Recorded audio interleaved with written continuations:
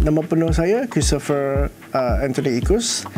Saya berusia 42 tahun, berasal dari Sibu, Sarawak, dan kebanyakan gelaran ataupun member-member yang kena rapat dengan saya memanggil saya Chris ataupun Lentera Astana. Saya berkecimpung agak lama, agaknya mungkin belasan tahun. Saya rasa mungkin pada tahun 2012 sehinggalah ke sekarang. Inspirasi saya sebenarnya daripada ibu bapa saya, terutamanya ibu saya. Ibu saya semasa saya kecil, dia merupakan seorang penenun Puak Kumbu, dan saya terdedah sejak dari awal, sejak dari kecil lagi, saya memang terdedah bagaimana memproses Puak Kumbu ini dari first sehinggalah menjadi satu Puak Kumbu yang betul-betul satu karya yang begitu agung, yang begitu indah sekali. Dan saya sebenarnya mencipta satu rekaan busana berhasilkan Puak Kumbu ini melalui alam sekeliling. Kerana kita mempunyai flora dan fauna, jadi di situ saya dapat membayangkan busana saya lebih kepada flora dan fauna yang mana dapat kita pakai, yang dapat orang lain pakai dalam apa jua masanya, sama ada pergi ke pejabat, sama ada untuk mengikuti ataupun menghadiri event, dan juga boleh digunakan di masa musim sejuk, musim panas juga boleh.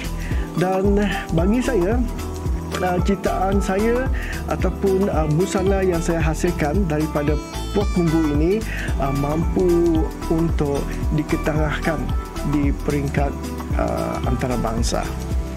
Rekaan yang saya hasilkan ini ada dihasilkan coraknya dari secara moden dan secara tradisional.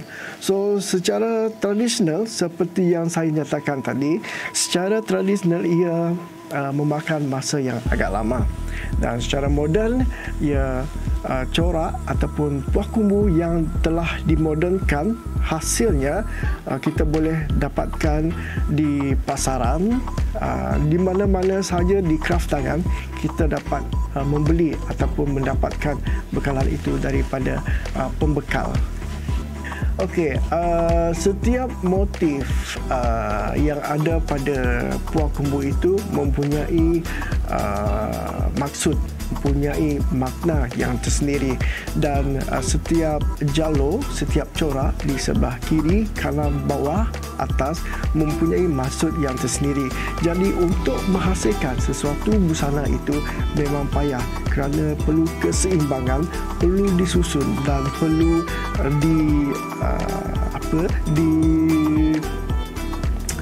perlu diatur, susun atur dengan sempurna supaya menampakkan busana itu, menampakkan dan juga menampakkan imej dan corak itu seimbang dari kiri, kanan, atas dan bawah.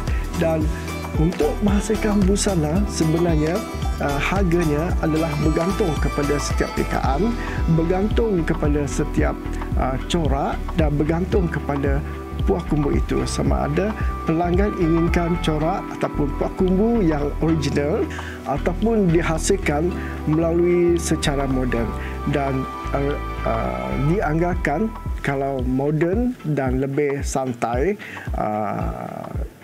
jualannya boleh bermula daripada 200 sehinggalah ke 500, dan sekiranya yang original Puak Kumbu itu ia boleh mencecah ribuan ringgit.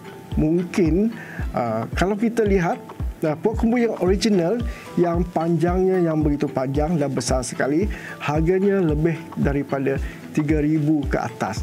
Dia adalah bergantung kepada besar Puak Kumbu itu. Masyarakat kita di sini lebih kepada santai-santai. So, banyak yang inginkan corak yang Puak Kumbu yang bercetak, yang printed. So di sini saya hasilkan yang lebih kepada casual untuk tempatan, dan di peringkat antarabangsa saya juga mendapat tempahan, tetapi mereka lebih kepada yang original Puak Kumbu itu sendiri. Dan sekarang saya banyak menghasilkan busana yang bermotifkan Puak Kumbu ini lebih kepada orang luar, peringkat antarabangsa. Contohnya kebanyakan pelanggan saya dari Australia dan juga New Zealand. Okey, sekarang ini generasi muda, apa yang saya lihat, generasi muda telah mula untuk mengikuti, mula untuk meminati corak Puak Kumbu ini. Lebih-lebih lagi generasi muda sekarang dia banyak apabila pergi ke majlis makan malam ataupun pergi ke pejabat, banyak menggunakan busana yang bermotifkan Puak Kumbu ini. Usaha. Kedua, perlu ada kerajinan. Ketiga, perlu ada ilmu. Ketiga-tiga elemen ini perlu ada dalam setiap fashion designer mereka itu sendiri, kerana tanpa ilmu, usaha, tanpa pengorbanan, semua tak akan menjadi. Jadi perlu siapkan diri kita untuk melangkah ke hadapan. Kita perlu lengkapkan diri kita dengan ilmu supaya kita dapat menilai, supaya kita dapat melihat lebih jauh lagi perjalanan kita untuk menjadi seorang fashion designer. Semua apa yang saya lakukan, semua yang saya ceburi merupakan satu kejayaan terbesar, dan itu merupakan satu kepuasan yang membaloi bagi saya. Antara kejayaan yang saya peraih iaitu di peringkat antarabangsa, saya telah mewakili Malaysia untuk pergi ke ASEAN Beauty Award pada tahun 2015. Mewakili Malaysia pergi ke Jakarta, dan di situ pasukan Malaysia telah memenangi pingat emas untuk ASEAN Makeup Award. Saya telah dijemput untuk pergi ke Malaysian Fashion Week 2016, berada di pentas antarabangsa untuk memperagakan koleksi Puak Kumbu saya, dan saya antara yang terpilih dari Sarawak untuk berada di pentas peragaan meragakan Puak Kumbu ini di pentas antarabangsa bersama-sama dengan fashion designer yang lain di seluruh dunia. Seterusnya, kenangan ataupun pengalaman yang begitu indah apabila saya memenangi Sarawak Fashion Award pada tahun 2016,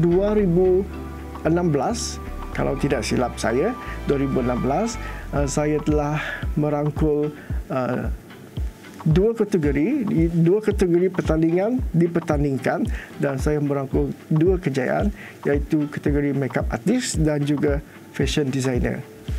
Okey, harapan saya sebagai seorang makeup artist dan sebagai seorang fashion designer, harapan saya agar golongan belia dan juga ataupun golongan muda dapat dapat mengetengahkan bakat masing-masing, dapat bukan sahaja bakat tapi harus memberanikan diri untuk berkarya, untuk menghasilkan sesuatu yang untuk menghasilkan karya, agar karya kita ini dapat diketengahkan ke peringkat yang lebih tinggi lagi. Golongan belia haruslah berani untuk mengeluarkan, berani untuk berfikir, berani untuk mencipta sesuatu di luar kotak fikiran mereka.